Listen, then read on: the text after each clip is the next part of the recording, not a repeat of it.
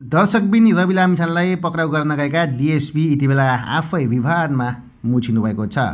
डिएसपीले गरेको यो प्रश्न तपाईको अन्तिम इच्छा के हो त भनेर डिएसपीले लामिछानेलाई सोधेको यो प्रश्न यतिबेला भने सामाजिक सञ्जालमा निकै भाइरल बनेको छ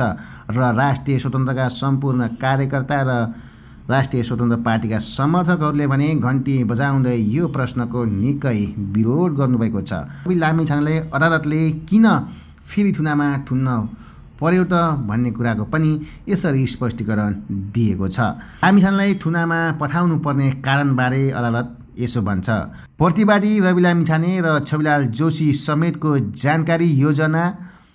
सक्रियता र सङ्गठित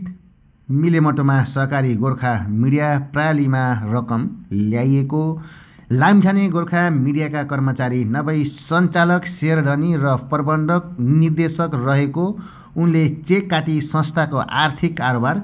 गरेको, सहकारीबाट रकम आएको थाहा नभएको बयान र सो सम्बन्धमा अन्य प्रतिवादीलाई दोष थोपर्ने गरी लामिछानेले दिएको बयान प्रथम दृष्टिमै पत्यार लायक नदेखिएको, मतलब पटाउने खालको नभएको, सहकारीबाट रकम आएको विषयमा लामिछानेले आफूलाई ज्ञान नभएको अभिव्यक्ति प्रकट गरे पनि सहकारीबाट गोर्खा मिडियामा सिधै र अन्य व्यक्तिका नामबाट समेत गरी 10 करोडभन्दा बढी रकम आएको प्रमाण फेला परेको,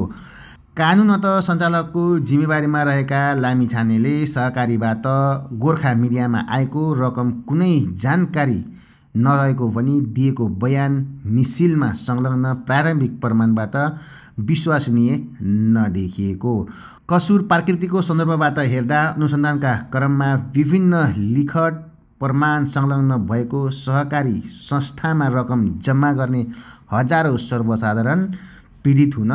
परिरहेको, न्याय प्रणालीप्रतिको जनविश्वास जगाइरहनका लागि समेत प्रतिवादीलाई मुद्दाको पूर्वपक्षका लागि धरौटीमा छोड्नु उपयुक्त नदेखिएको, प्रतिवादी लामिछाने समेत गोर्खा मिडिया प्रणालीका सञ्चालक र शेयरधनी